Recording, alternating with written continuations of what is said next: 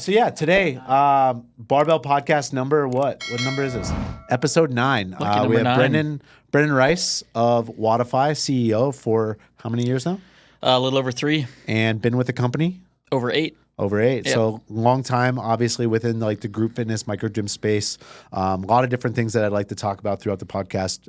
But the biggest topics that I want to cover, 2 parts, members and gym owners. I think that they're 2 parts that are both equally relevant, both to like what we do and what we provide here at the gym for our external, but also like internally, like how gyms can just put together better products and or have better understanding and or playbooks for being able to hold members, find new members, and the tactical side and or like statistics or numbers that they should be looking at, or if they don't have access to now, should be asking for to be able to better service the people that are coming in front of them. So welcome, Brendan. Thank you. Thanks for having me. This is a very, very cool podcast studio. Yeah, first time walking into Barbell. Obviously, it was here 2 years ago? 2 years ago, yeah. We just finished the sauna room.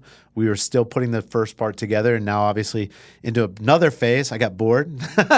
Plus, had some different total people issues in terms of our functional space, and now add an additional 3,500 square feet of high rock space. A year from now or next time I'm here, it'll be a whole the rest new of the gym. building. Yeah. We'll have to move into Taking a over. bigger area and everything like that.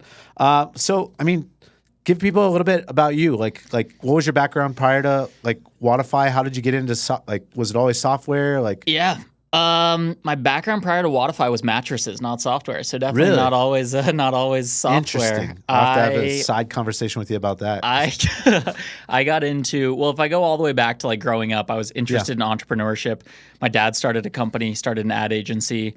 I got into college and was studying marketing and entrepreneurship. And then when I graduated college, I went and worked for a startup accelerator, which was a company, an organization that invested in early stage tech companies. So I was on the investment side of the table for a couple of years, and I got this itch to be on the other side of the table. I was like, I want to be the one doing the thing, building something. Awesome. And so, my friend and I started an e-commerce mattress company back in 2016. Is that the ones like back when like it was so weird, but like all of a sudden they're like, we'll ship them right to your door, and then they just poof, like this like little tiny like vacuum sealed like envelope becomes a full size mattress. They're like, we'll take it back if you don't like it. You're like, really? Like that's exactly what it was. Back when that was kind of the Wild West. Now I think. I mean, I don't know the stats. Most people buy their mattresses online, or a good. I still good feel like I majority. want to touch it. Like I need to lay on it. There's always those people. Even though it's like they're like, we'll take it back from you. I'm like, will you? How much of a hassle is that going to be? Like, do I want to go through all the effort, or am I just going to be stuck with this mattress that I mean, we were a startup. I remember driving. We lived in Philadelphia, and my co-founder and I rented a U-Haul to drive out to someone's house to pick up 2 mattresses they were returning. That's how like scrappy we were. Wow. Because you can't resell them, obviously. So you have to donate or recycle them, and we didn't have a big enough company to like it costs money to donate or recycling them. So the whole industry, the whole e-commerce mattress industry is built around you have to offer free returns. When people return them, it's just an expensive cost to the company because you have to donate or recycle them, and it costs money to pick them up. And so and you can't resell it. Like is there like a certain number of days that like if it's in somebody's home? If you sell someone a mattress, you gotta get rid of it, irregardless of whether they use it for 30 days. I don't know. Maybe there's. I think some of the like things are like a whole year that they'll let you like supposedly return it. Like it just became a competition of return policies, basically, banking that business model would work. And then Casper went public, and it's pretty obvious the business model doesn't work if you look at Casper's financials. Oh, really? Yeah. I think that was the last one that I was looking at. There's a brand that now is like an online brand, but they also sell it at Ashley Furniture. I don't know which one that's that the is. other thing. All these Purple e-commerce companies. Purple's good. All these e-commerce companies started by disrupting the model of consumer goods, and then as they grew and grew and grew, they just started opening retail stores or selling through retail. It's this weird full circle. So taking that, and let's like kind of transition that into gyms. Like what's changed most in the gym industry that you've seen over the last 5 years? Let's take it from the owner side, that owners shouldn't ignore, that's changed and is moving. I think there's a positive and a negative to 5 years kind of being this post-COVID era of fitness. I agree. I think 2020 and 2021 was a filtering system for struggling and successful gyms both ways. So I think in on Wodify's side, like we work with thousands of gyms around the world, and what we heard from our customers and from the market was this uncertainty around whether or not physical fitness was ever going to come back. Yeah. People were like starting to doing home workouts. There were all these remote like brands popping up that had, you know, Tonal and Mir and all these companies. And starting in like 2022 and on, fortunately, what we saw is a huge resurgence to in person. And so the demand is stronger than ever for fitness, wellness, third places. This idea that people in an era of technology and remote work want in person, stay in the fucking gym. So like on the positive side, there's a huge demand for in-person fitness. Yeah. What happened on the business side is it went through this kind of sharpening of the I guess level you had to be at in order to be in the space. No more and like the garage competition. gyms. Yeah, the competition is at another level. I mean, you probably even if you imagine your gym 10 years ago and where it is now, like you've evolved with the competition. Yeah. The expectation from the consumer is evolving into like your gym has to be clean, modern, use technology, have great experience, have amenities. Yeah. So that's one of the big shifts is like the expectations are in person, which is great, but the expectations are higher from the consumer Yeah, just side. the number of total boxes that you need to check and that a person that is seeking your gym compared to somebody else, like the standards are much higher. Yeah. You have to have like all of these things just to be in the conversation of them being willing to like try out your gym compared to somebody else. Yeah. Like going back to that when you were saying like with like COVID, and I felt like the biggest part with COVID, members and gym owners or just gyms in general, was it truly let people actually get out of the day in, day out and assess whether they actually had a business that was profitable, that they enjoyed. And it like then the same for the member or the person that was a member of the gyms, they had to assess in the same way and get back into those habits. It's like you do something so long, it becomes routine. And now it becomes easy. When you don't do it for 30 days, 60 days, 90 days in some cities, and then you have to go back into it, the assessment of like, is this what I want to do and where do I want to be? I feel like changes and shifts a lot more. It also then took a lot of those ones that were kind of mediocre to bottom and kind of pulled those out. And now the gyms that are still there, it's like if I want to open a CrossFit gym now, well, I'm competing with the gyms that have been around now for 8-10 years. Well, those are probably the higher tiered amenities. They probably have better coaches. They probably have a cleaner, overall bigger facility. I have to come in with a certain number of at minimum classes and different offerings and stuff like that. And just the threshold for like barrier to entry, I feel is like so much different now than like where it was I mean, 5 years ago. In our data, the average monthly revenue has risen by like 20-30% in the last couple of years, which is a function of both smaller gyms going out of business and I was about to say, is that a because you're just deleting out like numbers from the bottom, therefore like the top people, both, obviously, a little bit of both. Yeah, that I mean, and they're just having to come in at a certain tier and everything with that. So like playing off that, like what's your thoughts now on like why, like, I mean, we're all in the same space. We're all selling fitness. We're all selling like getting healthier, getting like losing weight, whatever those things are. Like, what's the difference between gyms thriving and like gyms just barely surviving? Yeah, that's a big question. I think it starts with the leadership at that company. A lot of times it's the owner operator. The difference is, how much they're engaged in understanding the business and then what they need to do to move the numbers in either direction. So like that's kind of a high level answer. But I think if I was to say, if I talk to a gym that might be struggling, often the owner doesn't know why or doesn't really know what they need to focus on. And if you talk to the successful ones, like, you other gym owners I know, they're not complacent and like, I got it all. They're constantly understanding the weakest part of their business. And like, that's why we're focusing on, they're super intentional.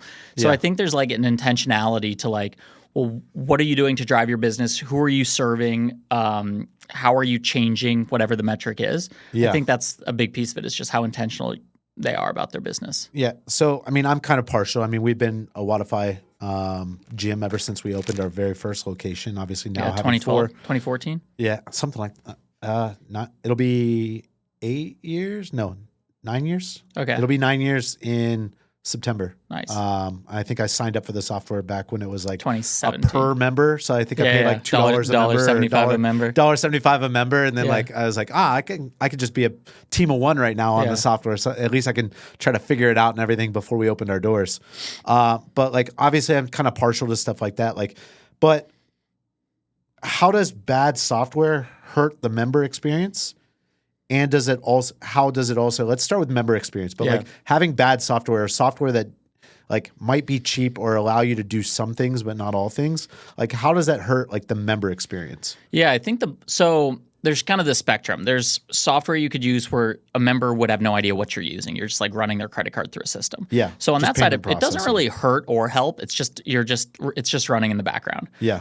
Going back to how fitness is evolving, I think consumers have some expectation of technology being part of whatever they're experiencing, whether that's like a coffee shop that has a loyalty program or a gym. Yeah. So if you're on the end of the spectrum where your clients have no idea what software you're using, doesn't hurt, doesn't help.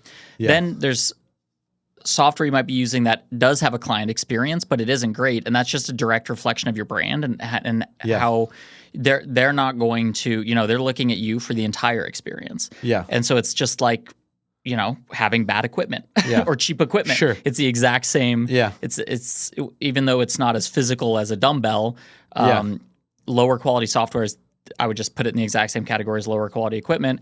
And then if you get on the the great software end of the spectrum, what it does, and this is how Wodify was successful early on, is it actually helps you as a business owner with some of your metrics. Like Wodify solves a retention problem because we have performance tracking and social engagements and leaderboards. So on that end of the spectrum, your clients see it as part of your whole offering. You have great amenities, you have clean bathrooms, you have great software. I can use it to track my results and engage with other people. So I think if you think of your I was working with a customer that signed up a few months ago, and what they were really excited about is the announcement of Wodify to their members because they increased their prices by $20. Yeah. And so he was talking about it as that much of a value add, like, hey, we have this new tool for you, our members. For and we're performance tracking, for weight tracking, that type of social engagement. There's all sorts of functionality now. Yeah. I mean, and then now you actually have another feature that's coming out where it can actually be individually like brand identified to your gym. Yeah, you can have your app in the App Store. You can do customization on the mobile app. We have unlocking access. So obviously I think the equipment analogy, like just coming back to that again, I think it's a really accurate one. It's like we work with gyms who usually charge a premium compared to like $20 a month access gyms and have premium equipment and should have premium software. Yeah, no, I agree. Obviously, I mean, coming from that side, and I mean, just the amount of stuff that I'm able to just like do and or put together on my side takes so much less work, so that like earlier on when I was on the floor and having to do all of it, it was like I didn't have to worry about running credit cards. Like I got a report every single day that had like anybody that was like overdue, anything like that. I was able to pull reports and see who wasn't in it. And it wasn't as big of a deal like 0 to like 50 members.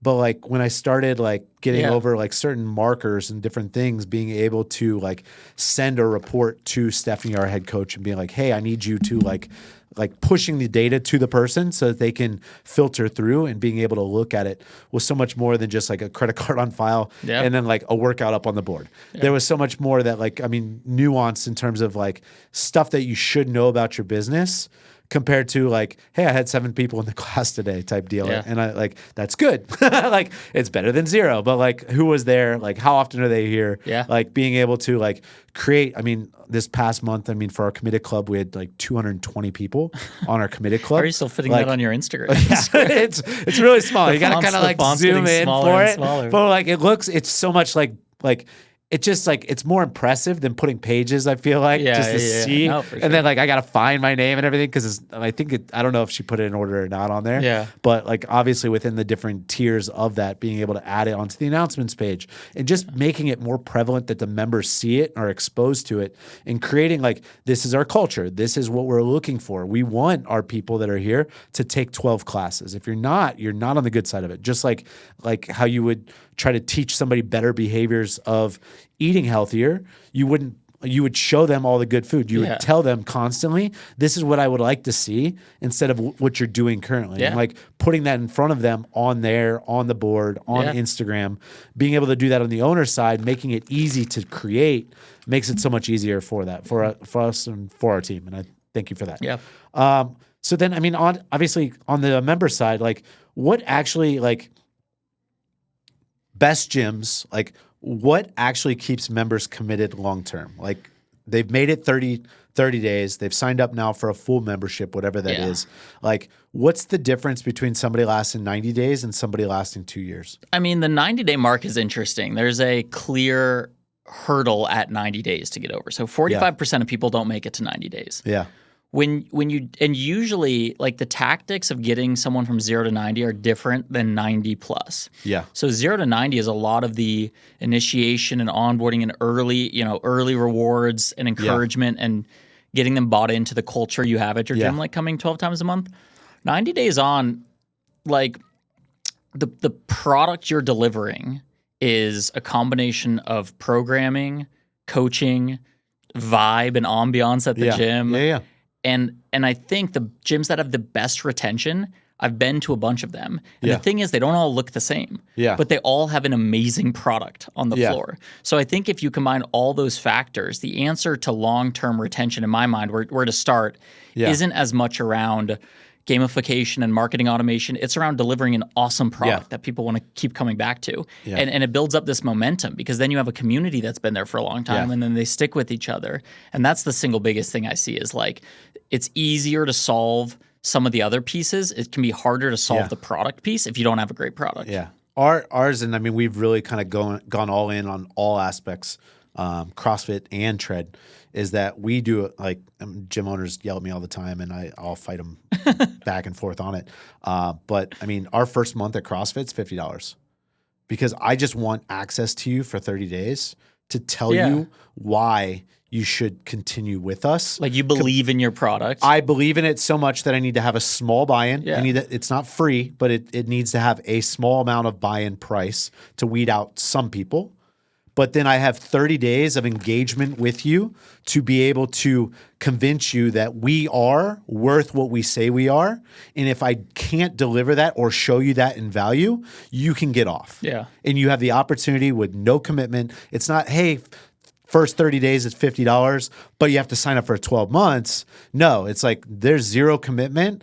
Tread's $30, CrossFit's $50. Those are just numbers that we've kind of come up with. Yep. But like, I have to deliver a certain level of value and a certain amount of my gym to why I charge $200 for my membership or for my piece or $150 for tread to why you should value it at that price. Yeah. And if I don't deliver, here's your exit point. So that first 30 days is like a lot is like 30-90. Like our biggest markers are 12 classes in your first 30 days. Yeah. And if we get that, about 70% of all traffic that signs up stays, whether you had any intent or not, or you are like on the border. Like we get 70% of everybody that attends 12 classes in the first. Yeah. And like that's our first big metric that we're like, hey, we need to keep everybody here and not let anybody get over here. If you don't take 2 in the first, or if you don't take 3 in your first week, back over here. Yeah. If you don't take 3 in your second, like there's zero chance that you're like, because that's also, I think we talked about this a while ago. Like, there's a lot of gyms that offer 1 or 2 free trials, but you're trying to do 2 things with a new client. You're trying to let them experience your product, your fitness offering, and you're trying to help them build a habit around your business. And you can't, if they decide to try a free class on a Wednesday, but what they actually need to do is come to the gym 3 days a week, Monday, Wednesday, Friday. You need to get them used to like, okay, I'm going to change my commute. I'm going to shower now. So if you can like change their behavior, then I got that kind of from Stuart Brower, and he always talks about like pillars of your day. Yeah. And like my entire thing is within the first 30 days, I want you to structure your day around me. Yeah. And that like I don't think I can do that necessarily in a week.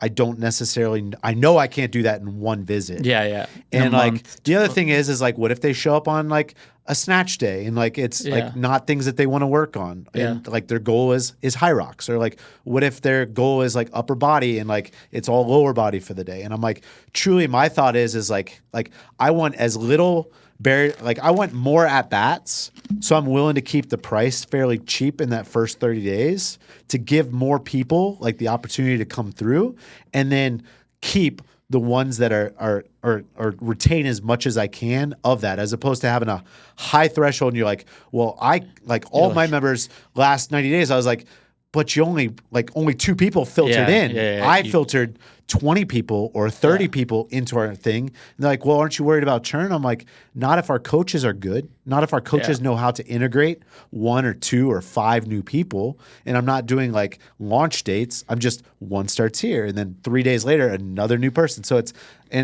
throughout the entire day. It's not they can only come to certain classes or anything like that. So like that's been our kind of like big thing, is that like, hey, everybody gets that. And like I used to hide it. It was like an offer that like if you saw the Facebook ad, you would get the $50 first month. But like if you came through like Google or whatever, it's like, no, now it's just we own it. And it's like, hey, your first month's like, $50. Let's get you signed up. Yeah. Like the worst part is they'd sign up, pay the $150 or the $200, and then see the ad 2 days later, because now they get like the geo tracking, and you're like, oh, now I got to refund it, or I'll give it to you in your second month. We're just like, nope, we're just going to clean it up, and like that is our offer, and like it's really like worked for us as like a gym of like, but we also know that we're giving a good product. I don't need to like lock you into 12 months to like hold you. We have good metrics and good numbers that show that like we're getting a certain amount of that. If you were doing it and you're only signing 2 of every 10, clearly you shouldn't be doing the offer. You should rethink the offer, or how you're structuring or selling the actual like product, I guess you could say. Yeah, and I think just going back to that idea of like, well, what is your product? I've talked to a lot of gym owners who gravitate towards the pieces they're most confident in, which is often, in at least the CrossFit world, coaching and programming. Yeah. And so they might think like, coaching, if I have the best coaching and programming, the rest will work out. And I did a poll. On LinkedIn like a year ago. Yeah. And I just asked the non-gym owner audience. There's some gym owners, but it's like largely a non-gym owner audience. What the most? It was like, what's the most important thing, or what's the thing you like most about the gym you go to? Yeah. And it was like coaching, programming, community, music and ambiance, 2 others, and music and ambiance was number 1. Yeah. And you care about this and invest in this. I think that the best, going back to that, like what are the best gyms that I go into? They have different versions of this, but you can tell the best ones intentionally build music and ambiance and vibe, and they don't just, and they still have good coaching. So it's not one or the other, but they don't have this idea that like, as long as my coaching and programming is great, it can be, you know, bad stereo system and no lights. And the one blaring speaker that's in the corner that like hits everybody super hard. But isn't that interesting? I was really expecting it to be either community or coaching, I guess. But those are like, I think there's certain things that you can grasp right away, day one, or before you even take a class. And then there's the things that you learn over the time. Like somebody who starts CrossFit or starts group fitness doesn't know the difference between Rogue, Rep, Titan. They're just like, it's a barbell. I put weights on it. I don't even know how much. Like they're putting it in the computer and they're like 15 pounds. You're like, no, there was 15 on each side plus the barbell. Like your total weight was 75 pounds. Don't put 15 in the computer. And they're like, oh. But a year from now, they go to another gym and they're like, oh, they crappy equipment. You're like, so like I think that there are certain things that like as you become more cognizant and aware, and you're more, I don't want to say cultured, but like as you become more of a fitness person, you now understand what good and bad is. Yeah. I think before you ever take a class, if you walk in and the space is completely no class going on, you need to have the person, are they going to get me the result that I'm looking for? Is this a place that I trust?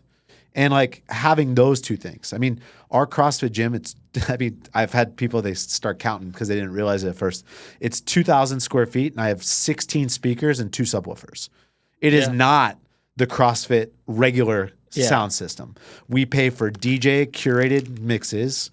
We pay for that because the vibe, I feel, is part of that biggest first experience. Like when you're taking that first class and somebody puts on Godsmack on repeat, or like Spotify where it doesn't shorten up the music and it's like the full version, and like in a 10-minute or you 10-minute just hit class, like a dead, you hit like a 10-minute class, 10-second you hear quiet 2 songs. Outro. Like you hear literally 2 songs, or the like coaches going over and changing the music. Like, I feel like that's part of the stuff that like people are buying into early, that's first adoption of whether they like or dislike your gym. Yeah. It's not. It's what like, they know. It's how they know it's to not evaluate. Like, like he taught me better squat technique or how to like catch the bar in like a proper position with elbows up, shrugged and like hit triple extension. Like that comes later.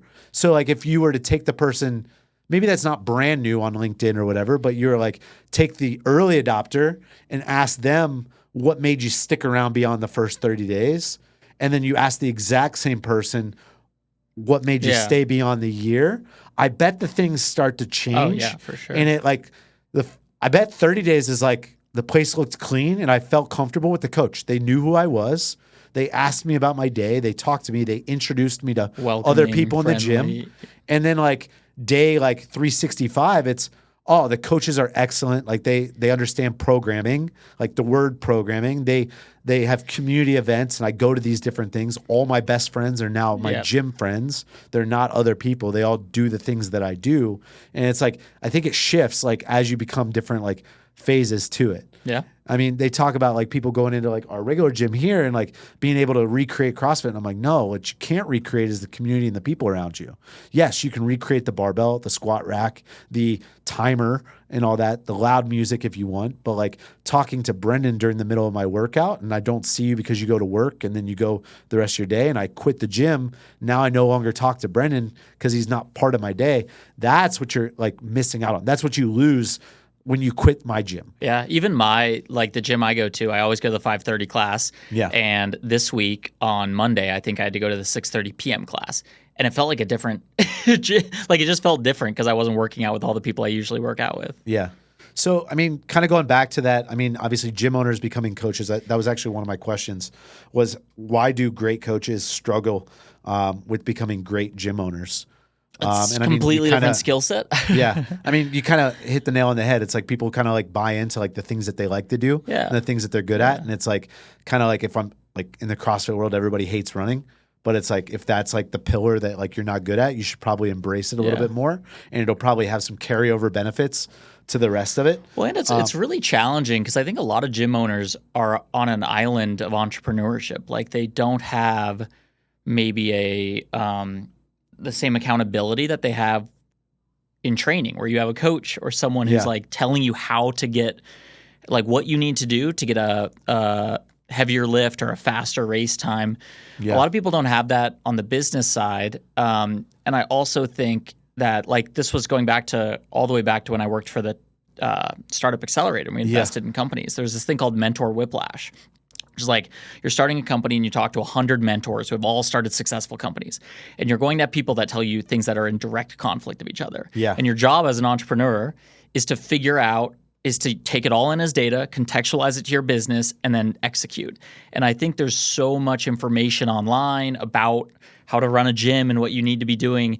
And the ones that are doing really well know how to contextualize it to their business, make decisions, be decisive, organize a project, as simple as it sounds, just like organize their day, organize a to-do list, check it off, and not, hear one podcast, completely change their business model, read a blog post the next day, change something else. Do you maybe this isn't like information that's out there, but like, is there a stat like in terms of like gym owners with like mentors or without mentors or like earlier on that like had more guidance or like that bought into different programs? Like, is there like, any stats around that? I know you talked to like Chris Cooper and obviously the guys at Best Hour, like when you are that early gym and like you have like a million different whiplash ideas, like having one steady sounding direction instead of like listening to Alex Hormozy and Best Hour of their Day and Jim Cooper and like Tim Lyons and like group fitness is terrible and this is this and like you have 7 different things. You're like, I'm just going to do it all or I'm going to do none of it and like not having direction compared to like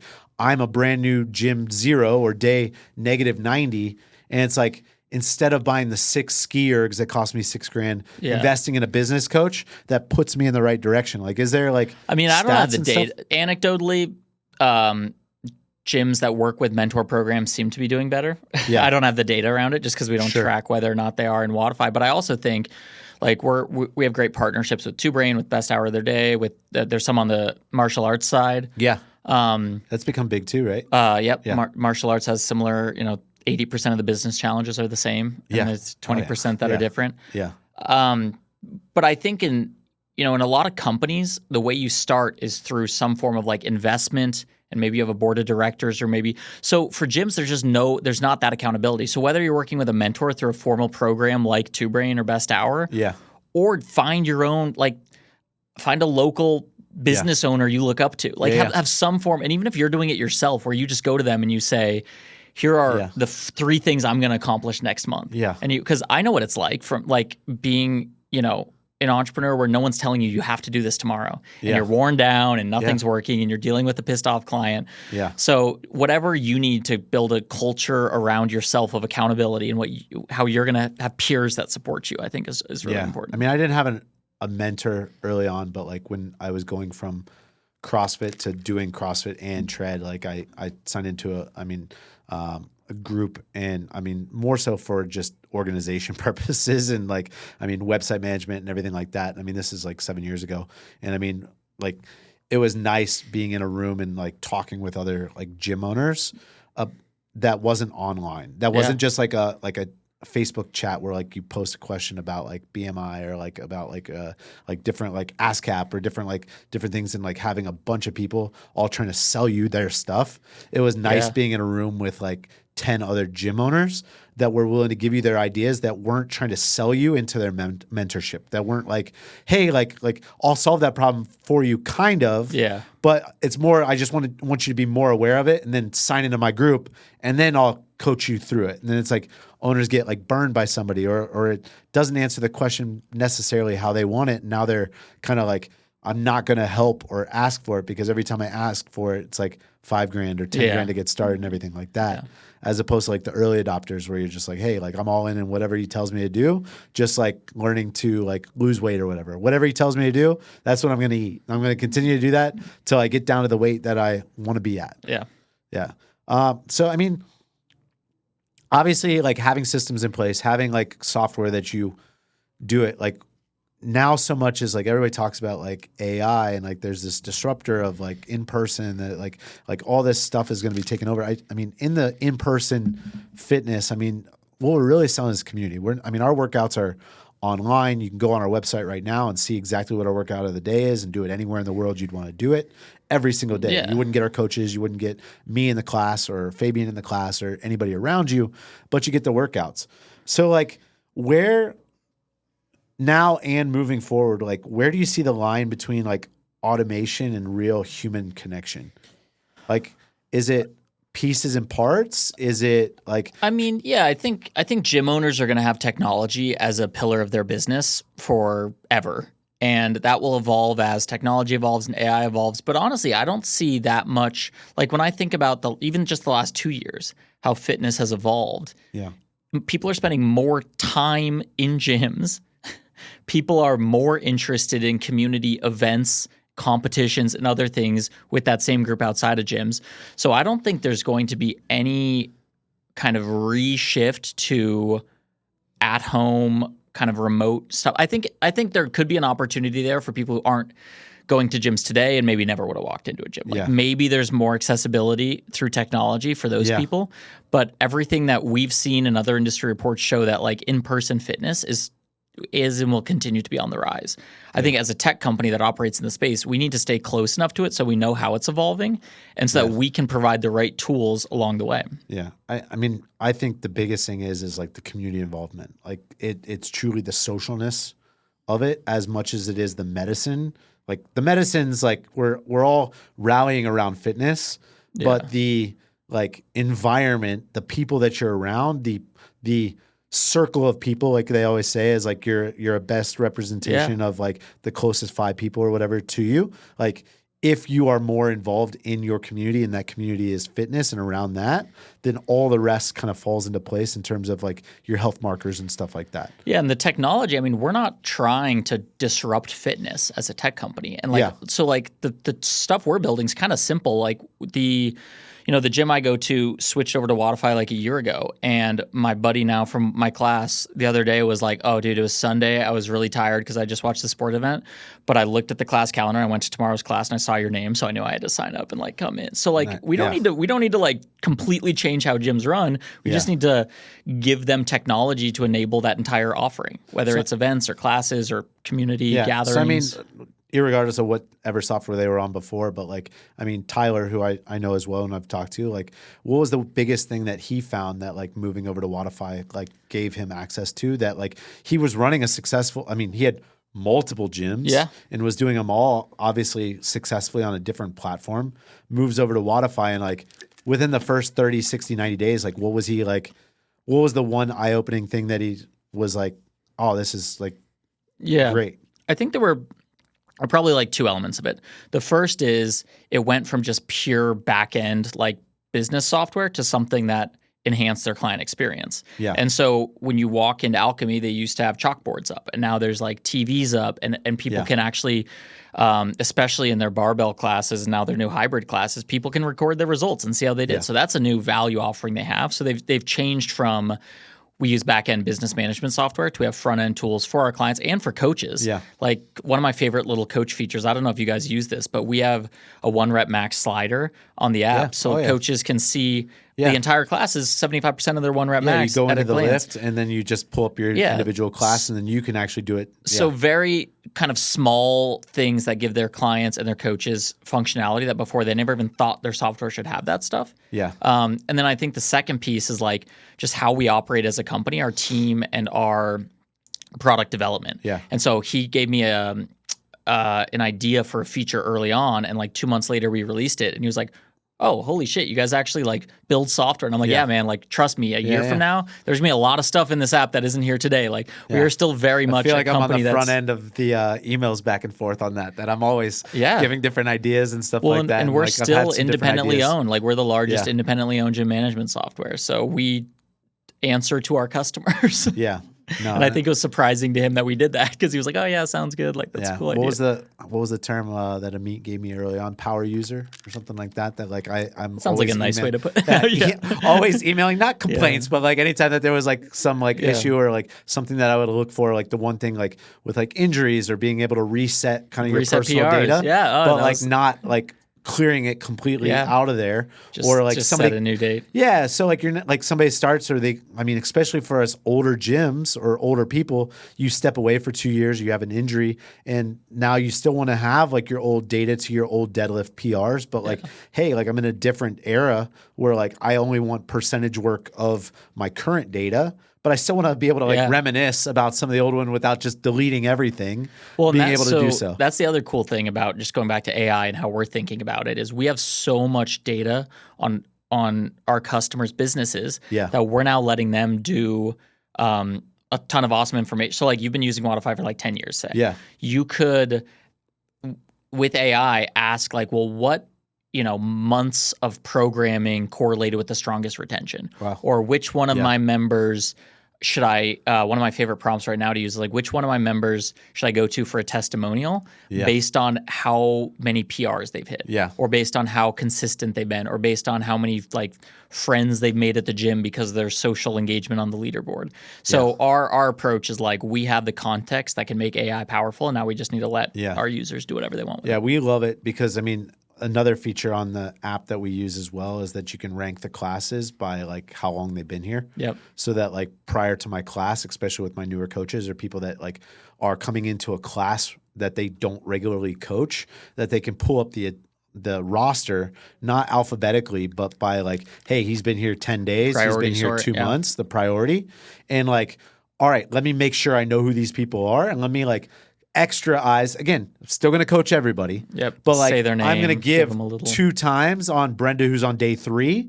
I'm going to make sure that the moment she walks through the door, that like I see her. Yeah. That she knows that I'm right here and that we're on the same page, as opposed to just an alphabetical list or a roster.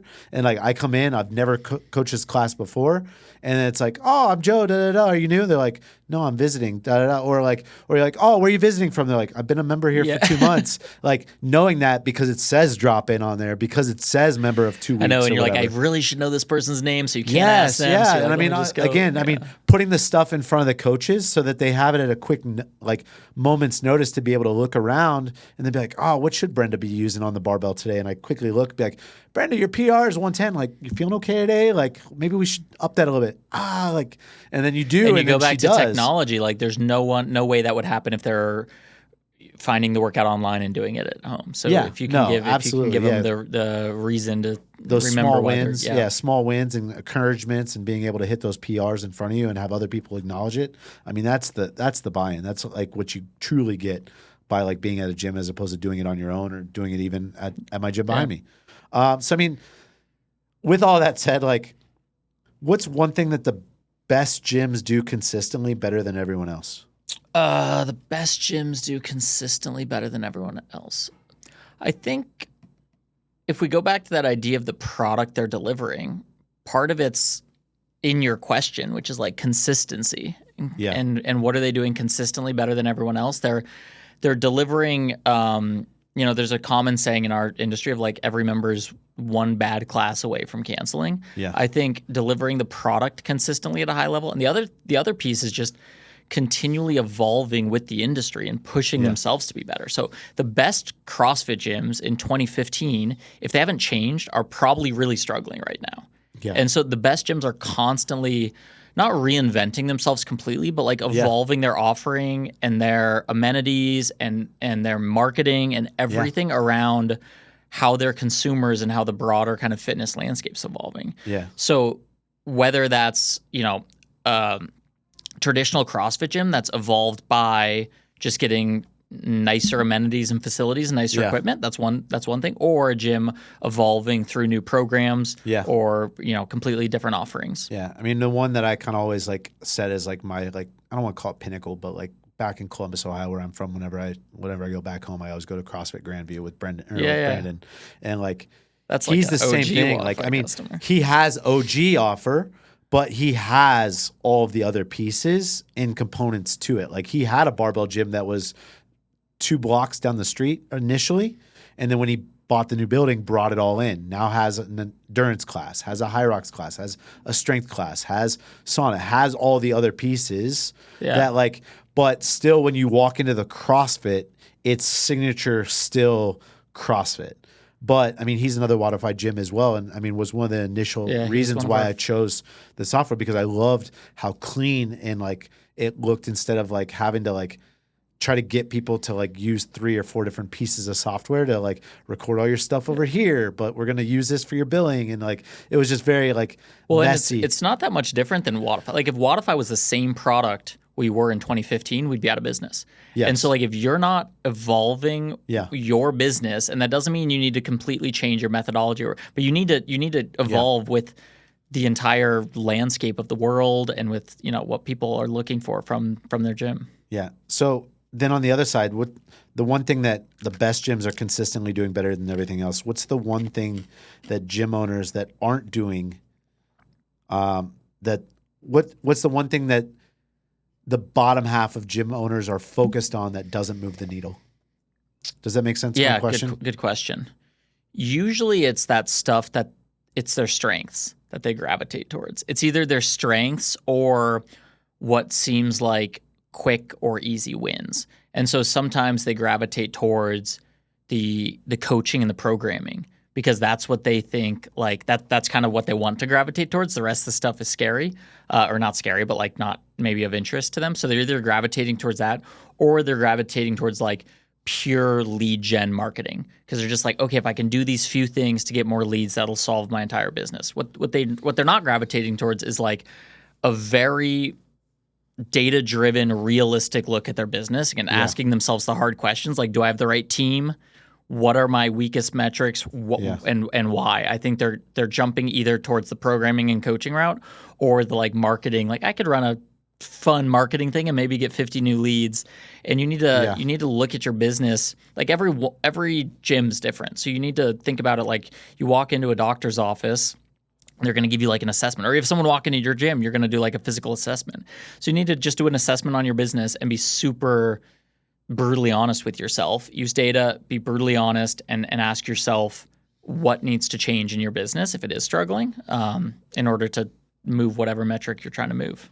Yeah. So, I mean, in kind of the final, like, closing, like, one more piece on that, and I'm curious if you have a solution to it, because it's this like almost paradox is sometimes struggling gyms will have classes that don't have very many people in them. Yeah. And then you get leads, but they show up to classes without very many people in them. Yes. And it's there's a this double-edged sword. Like, exactly. we chopped. So, like, I was very, like, at Tread specifically, we had a 5 and a 6 a.m. at our central location, and we'd have like 1 or 2 people, and eventually people would just start shifting. And it was like we wrote out a very nice email, and we said, we failed you. So it wasn't we were canceling a class. We just said that we failed you by delivering the experience that our 5 p.m. people see, that our 10:30 a.m. people or 10:30 a.m. people see. We failed you, and because of that, we are no longer going to offer it. That's yeah. And like, it wasn't that like we were like trying to save money or anything like that. It was we weren't delivering, so therefore we are going to pull back and reinvest in creating the experience that we want all of our people to see. And it helped actually create some of that. The tough part is that there are lulls. There are times of the year, like during the summer, our evening classes at 7 p.m., super busy. During the winter, the 7 p.m. class, because it's dark, I think just people want to go home. Like the 4 p.m., busier than like the 7 p.m. I also think it's hot. Like, you know what I mean? It's just different. Like, even though we are air conditioned, like people just don't want to be out like at 4 o'clock. They prefer to like be out when the sun starts to go down. And like, it is one of those weird things. It's like you're doing yourself almost the disservice by offering it, because the people that show up immediately are like, well, like nobody else is here, so therefore this place can't be good. I know that is exactly. And you know, you're like you said, there'll be lulls. You're never going to get it perfect, but I think if that's a great way to position a schedule change, and I think it makes like getting over that hurdle requires excellent coaching and energetic. It makes the vibe even more important. Like if you walk into a gym without great music or lights and it's empty, then it feels even worse. So like, I mean, and it's a weird thing because like when I opened the CrossFit gym, I had coached less than 50 total CrossFit hours of classes because there's no money in it. Like, I mean, I was making over $100,000 a year doing other stuff, and I'm like, $15 an hour, fuck, I can't afford anything doing this. And like, I'll get enough to be good at it or at least learn it. Plus I had seminar staff people when I was when I was just a member. Like all my classes were taught by seminar staff. So it was like, I knew what a good class should look like. And then it was like, I just need some reps of like how to coach a class. Yep. But like early on, like if I would have had some crazy like offer and 200 people walk through my door and sign up day one, I would have failed. Because I didn't know how to run 200 brand new people to CrossFit, how to do it. Now, 7 years later, I could do it that way. So like, I feel like there is a weird, like, it was nice that like when I opened my CrossFit gym, I had 12 members. I had 12 total members practicing over like not only like that, but like I could handle 3 people in a class, 4 people in a class. And it felt to them like personal training. Clearly, I wasn't making anything on the class. Like they were getting really cheap personal training at the price that like they were paying for membership, but it allowed me to like learn. Now, years later, it's like, well, if I were to open another gym today, I would offer a free month to a wait list everybody. Going. No, not even a wait list. I'd have 750 people signed up that all get 30 days of free, but I'd have to have a certain level of coaching available to retain any of them beyond that first 30 days. Or you're just going to have a bad like testimonial page and like your gym's not going to last. Yeah. So it's kind of like it is that weird kind of thing. It's early on, like you need to not pay staff because you can eat the hours and coach smaller classes in the hopes of building it. But if like you're 3 months in, 4 months in, a year in, and a class isn't working at a certain time, cut the class, condense it, make more of an energy. We added a 9 a.m. because we had a 9 a.m., but there was like 25 people every single time. So we added a 10. 9 a.m., wow. And then it was like, what you would see is the night before, it'd be like 10 or 15 people and 4 people. And then by 9 a.m., those 4 people all moved over here, and it was 14 and it was 1. Yeah. It was the one person that complained about not having all the equipment, but everybody else was like, I like vibes. Like, I don't want to work out and have all the space without everybody else. So it is a weird, like, balance of it. So, I mean, we just chopped the 10 a.m. We're like, fuck it. If somebody doesn't like having 22 people in a class, they can find another class or they can find another gym. But, like, it was like, we're just not going to, like, I mean, no one likes to wait. No one likes to wait for a long time to get a seat at a busy restaurant, but psychologically, they don't want it to be empty. That's a great, correct. yeah, exactly. Yeah. They would rather, but they don't want to walk in and be the only person. Yeah. Yeah. So I mean, it is kind of like that double-edged kind of thing. So I mean, if you were to give like gym owners one piece of advice that they should focus on or be open to focusing on over the next year, what would that be? Yeah. I think it would be, again, like a lot of these gym owners, it's not one answer for all of them. So I would say go on a long walk and think about your business and focus on the thing that you've been hiding from.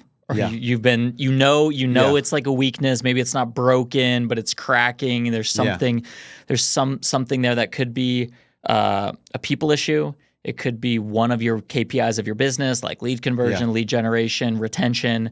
But anyone who's close enough to a business, owner, operator type of person, you know what that is. Yeah. And it might take like pulling yourself out of the business for a few hours or something. Jokingly said, go on a walk, but like seriously, get your head out of the business for a second. Yeah. Go think about the thing that you don't want to think about. Yeah. And then just take this like execution approach of let me sit down, let me try to diagnose the problem, let me come up with some options, talk to a mentor or a peer, and then go attack that. And when you can build a successful business, it lets you work on the stuff you do want to work on and you love. Like maybe it's the coaching or the programming, or maybe it's something else, but you have to do that stuff that maybe you've been shying away from. Awesome. So, I mean, in closing, obviously you have a new Instagram handle that you've created. Yeah, now it was just we've been spending the day at some of these gyms. I did tread this morning. Yeah.